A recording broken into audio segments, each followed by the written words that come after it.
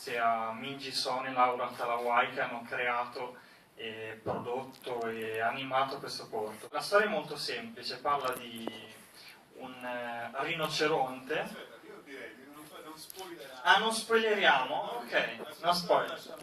La produzione, Da come è nato, diciamo, ma in realtà questa è nata da una mia proposta, cioè ho visto che stavano cercando un compositore per la colonna sonora di questo corto di animazione e allora ho detto buttiamoci e proviamo a fare un provino di questa colonna sonora. Non ho aspettato che dicessero sì o no, insomma, alla mia proposta. Io di buona volontà mi sono messo a fare il tema che avete sentito all'inizio, quello dove c'è, diciamo, il Godfather Penguin, esatto, morente.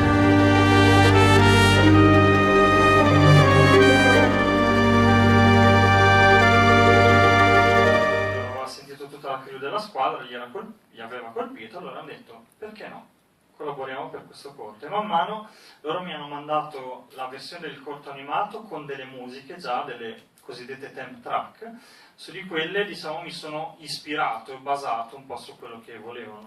Ad esempio la scena, quella del bar, mi hanno mandato un riferimento che tutti voi conoscerete molto bene, che è la famosa scena del bar di Guerre Stellari.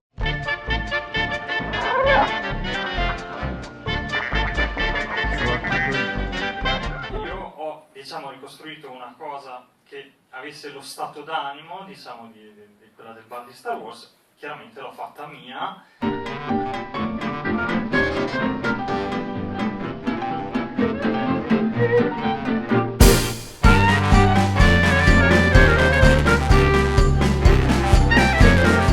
La versione invece finale della battaglia finale è sempre lo stesso tema, più, diciamo, stravillante, con una batteria, con un'orchestra da archi, un'orchestra sinfonica completa.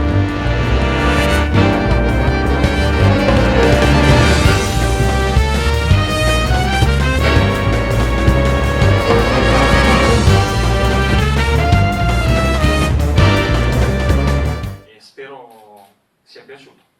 Senti, ma raccontaci un po' di tutto. No, tu sei compositore, dove vivi? Allora, di base a Bologna, poi chiaramente come oggi, insomma, ho bisogno spesso di spostarmi per lavoro, a volte ho bisogno di andare a Milano, Roma, se non Londra, Los Angeles, a seconda. Certo. I due registi dove operano? Loro operano a New York. Quindi tu come sei entrato? Hai dato via internet? Cioè hai visto un annuncio oppure eri a New York? No, questo via internet, infatti questo è, diciamo, un esempio per cui ovviamente chi vive nel posto, cioè chi sta a New York, sono stato a Los Angeles e so cosa vuol dire avere, diciamo, face to face, cioè incontrarsi di persona con le persone del cinema, oppure contattarli via email, a volte non ti rispondono neanche. Però loro li ho contattati proponendo già delle demo di corti animati che avevo fatto in precedenza, quindi, diciamo, li ho, come si può dire, fermati sul punto che volevano, cioè sulla cosa che avevano bisogno, per questo mi hanno ricontattato. Ma la musica come è prodotta? Ci sono strumenti veri suonati da musicisti veri o è tutto, come dire, sintetico? Secondo voi? A me sembra abbastanza un bel suono, però sembrano strumenti, però non mi fido più, insomma, quindi dimmelo tu. Tutto al computer, infatti. Tutto al computer, chiaramente un lavoro quasi folle, diciamo, a livello di espressioni, di realismo degli strumenti. Non sempre nei film è necessario, cioè, lo strumento reale, perché a volte magari uno strumento elettronico potrebbe essere molto più efficace ne vediamo, insomma, esempi tutti i giorni. Tu hai uno strumento elettivo che suoni? Di base suono il pianoforte, poi mi piacciono molto le percussioni, non so se si è sentito, e poi chiaramente ho una conoscenza molto generale degli strumenti dell'orchestra. Persone interessate che vogliono fare una domanda a Luca, approfittarne per togliersi qualche curiosità anche su come si lavora una colonna sonora. Come vedete è una chiacchierata molto informale, quindi... Senza spoiler. Esatto, senza spoiler. E ecco laggiù, cioè. Volevo sapere solo che software utilizzi. il sistema è integrato in modo tale che tutto l'audio va dentro Pro Tools e da Pro Tools gestisco il mix e diciamo le cose a livello di suono, capito? Invece a livello di MIDI Cubase. Invece per il film su cui stai lavorando per le colonne sonore lavori con musicisti veri, giusto lì?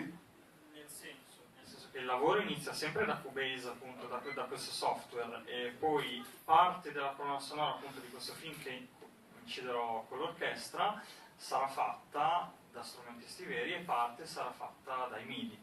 Diciamo. È una scelta, dipende ad esempio in questo film, cioè in questo corto d'animazione, sicuramente quello che avrei voluto incidere dal vivo sicuramente sarebbero state le brass, cioè i fiati, gli ottoni, essenzialmente, che erano quelli che caratterizzavano il film. Però il resto di sottofondo avrei tenuto tutto quanto, perché era comunque a livello qualitativo, penso, degno, insomma, di essere ascoltato. Domande ancora? Sì? Vai. Che differenza c'è secondo lei tra lavorare con l'animazione davvero? Okay. Che differenza c'è nel fare la musica fra animazione e invece live action, film con attore?